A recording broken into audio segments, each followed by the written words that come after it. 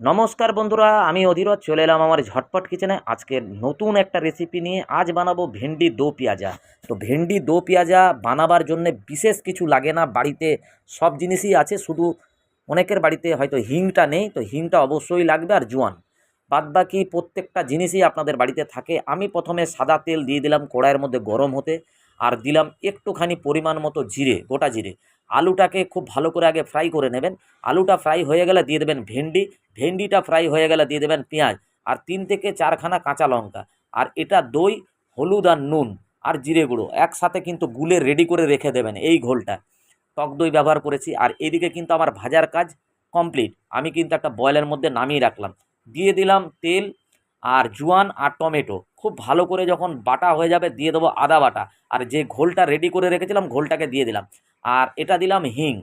খুব ভালো করে যখন ফুট ধরে আসবে তখন কিন্তু আপনারা সমস্তটাকে একসাথে উল্টে দেবেন কড়াইয়ের মধ্যে। আর এটা কিন্তু আমার রান্নাটা রেডি হয়ে যাবে, কিন্তু একটুখানি পরিমাণ মতো জল দিয়ে ঢাকা চাপা দেবেন 8 থেকে 10 মিনিটের জন্য। ঢাকাটা খুললেই দেখবেন আপনার একটা দারুণ সেন্ট উঠছে, উপর থেকে আবার একটু হিং দিয়ে দেবেন। আর এটা যাকে খাওয়াবেন সে বলবে দারুণ একটা রেসিপি। তো বন্ধুরা, একদিন কিন্তু এইভাবে ট্রাই করুন। আর রান্নাটা ভালো লাগলে আমার চ্যানেলটাকে অবশ্যই সাবস্ক্রাইব করে পাশে থাকুন।